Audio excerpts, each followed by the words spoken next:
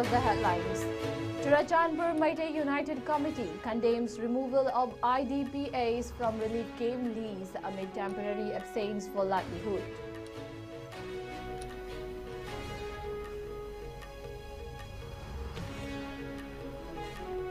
Surrender of arms and ammunition continues on final day of Governor's additional 7-day ultimatum in Manipur.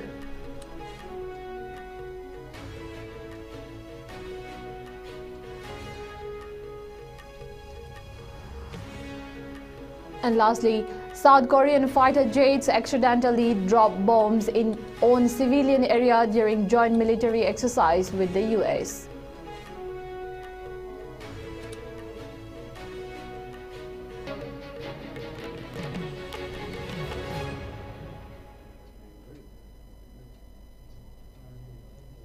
Hello, this is Nishita Irengbam and you're watching ISCOM Prime News for this hour. Now let's see the news in details. The Churachandpur Meitei United Committee has strongly condemned the recent incident where the names of several internally displaced persons were removed from the relief camp leash, as they were absent from the camps, having temporarily left to earn a livelihood for their families. In a press release, the committee emphasized that these individuals are living in relief camps due to unavoidable circumstances, not by choice, and it is highly unfortunate that their names were struck off due to their temporary absence.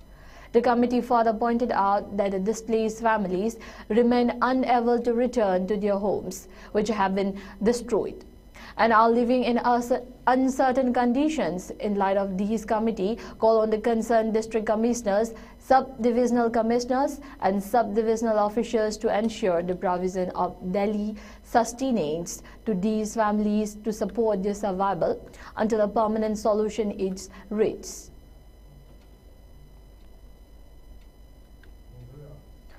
The surrender of arms and ammunition continues to flow in on the final day of the additional 7-day ultimatum issued by the Governor of Manipur.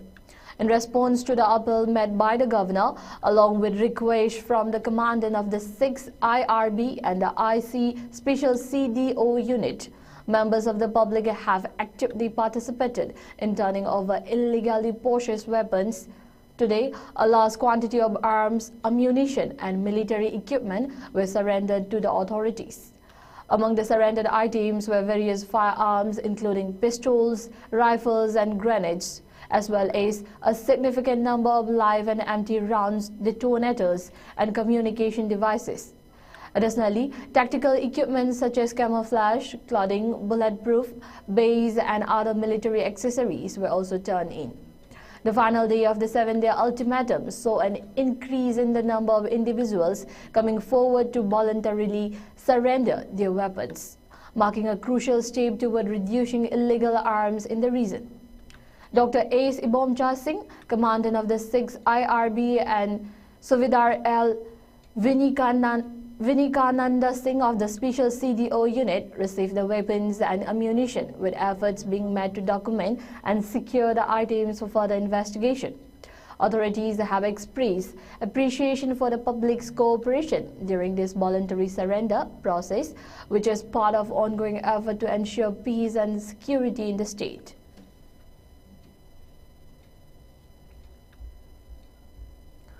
Yesterday, a total of 32 different types of weapons, ammunitions and various other miscellaneous items were voluntarily surrendered by the public in Churachandpur, Imphal East and Kangpokpe districts. Authorities in these regions reported that the surrendered items were handed over at various police stations and checkpoints. The surrendered items included a wide range of firearms, explosives, ammunition and communication equipment.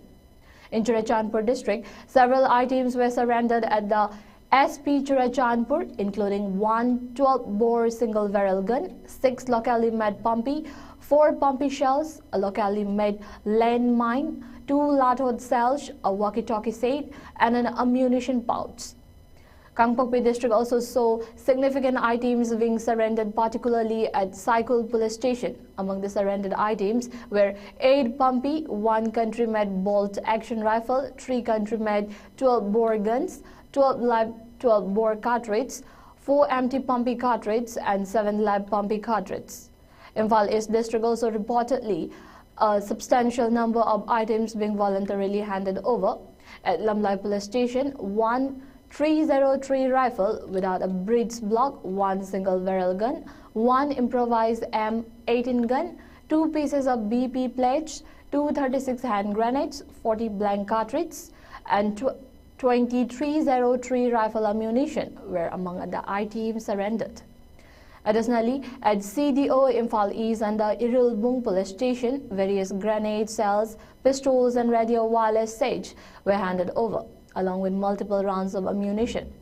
In further reports from Haingang Police Station and 7MR Kavaishoy under Haingang Police Station, a range of firearms including AK rifles, .303 MK3 rifles, 9mm pistols and numerous rounds of ammunition were voluntarily surrendered. Items such as grenades, magazines and smoke shells were also part of the large-scale voluntary surrender. Other notable items included gas gun stun cells, smoke grenades, BP helmets and a variety of grenades and carbine models, further highlighting the variety of weapons and ammunition voluntarily returned to authorities. Manipur police recently arrested 2 active members of the RPF PLA, Ngairangbam Ajit Singh as 59 years and Laishram Bijoy Singh as 56 years for their involvement in extorting money from the general public, private firms, government officials and godowns in Mantripukri and other areas of Imphal. The arrests were made in the hilltop area of Yaurang-Bung, Mayai Laikai, near a waiting shade under the jurisdiction of Lamlai Police Station, Imphal East District. Authorities revealed that the 2 individuals had been engaged in extortion activities for some time before their apprehension. During the arrest, police recovered 1 mobile phone from their possession, which they suspect may contain further evidence related to the ongoing criminal activities. The police have stated that the individuals were actively involved in multiple extortion operations targeting both private and public sectors in the region. Further investigations are underway to uncover additional details regarding their activities and connections. A joint team of security forces and the Forest Division in Technopal district recently conducted a successful operation to destroy illegal poppy cultivation in the hill range of Loikong. During the operation, they destroyed 40 acres of poppy fields located on the side hill range. Authorities have registered a regular case for investigation following the destruction. In a separate operation in Kangpokpi district, a joint team of security forces and the Forest Division targeted illegal poppy cultivation at Kot Jim. The team successfully destroyed 10 acres of poppy fields and demolished 3 farm huts. In addition, fertilizers and chemicals used by the cultivators were burned on site. A regular case has also been filed for further investigation. Both operations reflect ongoing effort by law enforcement to combat the illegal cultivation of poppy in the region. A wildfire broke out yesterday evening in the range of Tentha, Kangla Chingdong in Thawal district. Authorities reported that the Thawal Fire Service, along with officials from the Thawal Forest Department, swiftly responded to the situation. With the help of the local public, the team worked tirelessly to contain the fire and prevent it from spreading further, thus averting major destruction. The fire posed a significant threat to the surrounding area, but thanks to the prompt action of the authorities and community support, the situation was brought under control. Efforts to assess the damage and ensure the area is fully secured are ongoing.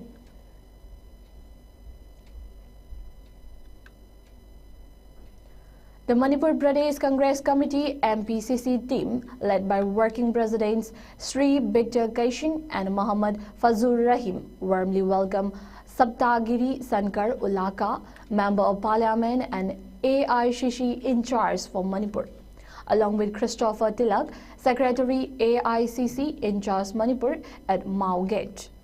This marked the beginning of their first state visit to Manipur, as Shubhong Meren Jamir MP and Nagaland PCC President also accompanied the leaders and saw them off at Mao Gate.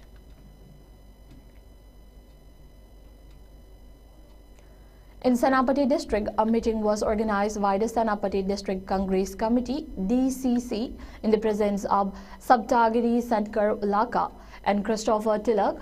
The meeting was attended by prominent members of the MPCC, including Fazul Rahim, Working President, Victor Kaishing, Working President, Amir Hussain, General Secretary, MPCC, Sogho George, General Secretary, MPCC, Muhammad Jakir Hussain, Chairman of the Minority Department, MPCC, S. Paushiba, President of Senapati DCC, Joyshan Koho, President of NSUI, as well as PCC members and BCC office bearers.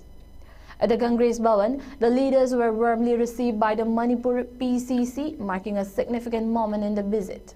The event demonstrated strong support and unity among Congress members in the state as they welcomed the AICC leaders with open arms.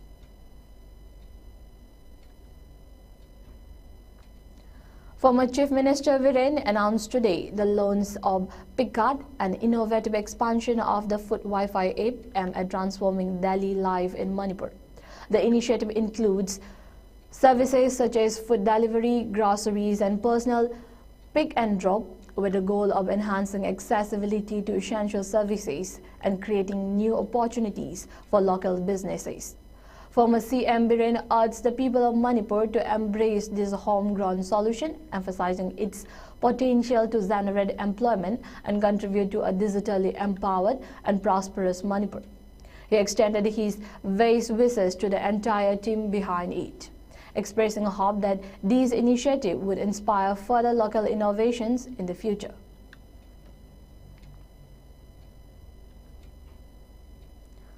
The Border Security Force BSF have arrested 19 Bangladesh nationals and 3 Indian nationals, including a toad from different districts of Tripura, officials said on Wednesday.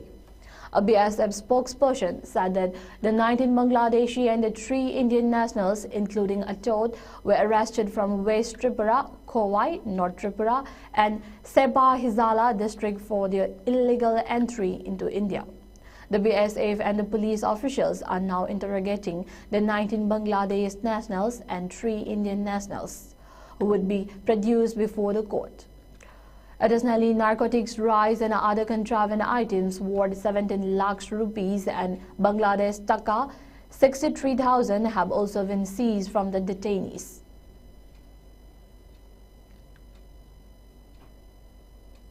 A group of Khalistani extremists disrupted India's External Affairs Minister S. Jaisankar's visit to London, leading to an attempted security breach during a protest.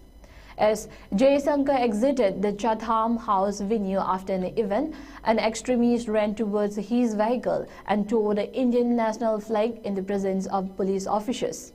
A video circulating online captures the moment when the man aggressively approached the minister's convoy, while officers initially hesitated to intervene. The footage shows the protesters tearing the tricolour as others chanted slogans. Shortly afterward, the police detained him along with other protesters. Another video has emerged depicting Khalistani extremists protesting outside the venue where Jaisankar was engaged in discussions. The protesters can be seen waving flags and shouting pro-Khalistani slogans.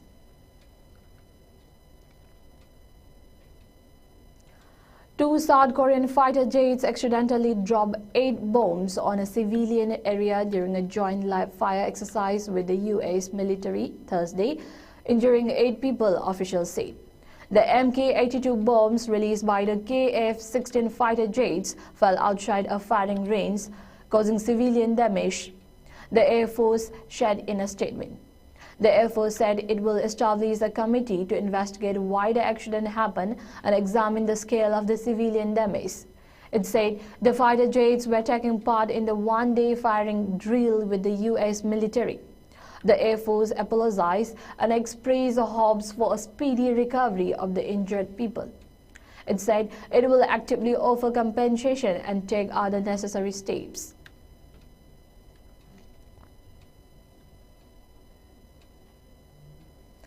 Tensions between the United States and China have escalated following statements from both sides. On Wednesday, U.S. Defense Secretary Pete Hegseth emphasized that the United States is prepared for conflict with China. His remarks came after Beijing issued a warning to the U.S., declaring its readiness to fight in any kind of war, including a tariff war. In response to China's statement, Hegseth asserted, "We are prepared. Those who long for peace must prepare for war." He stressed that military strength is vital in preventing conflict and highlighted that the U.S. is actively rebuilding its military capabilities. Hegseth further emphasized, "If we want to deter war with China or others, we have to be strong, and that President understands peace comes through strength." The U.S. Defense Secretary also drew attention to China's growing military capabilities, noting Beijing's rapid increase in defense spending and advancement in military technology. He suggested that China is aiming to surpass the United States in terms of military power. Earlier, China's foreign ministry had stated that it was ready to fight any kind of war with the U.S., including a tariff war. The ministry accused the U.S. of using the fentanyl crisis as a flimsy excuse to impose higher tariffs on Chinese imports. The Chinese government claimed that the U.S. is responsible for the fentanyl crisis and that China has taken significant steps to assist the U.S. in addressing the issue. The ministry further criticized the U.S. for attempting to smear China's effort and using tariff hikes as a form of pressure and blackmail.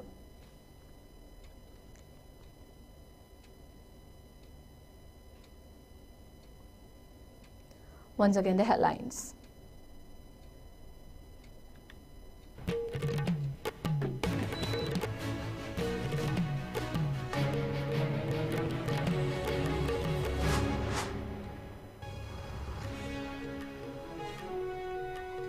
Churachandpur Meitei United Committee condemns removal of IDPs from relief camp lease amid temporary absence for livelihood.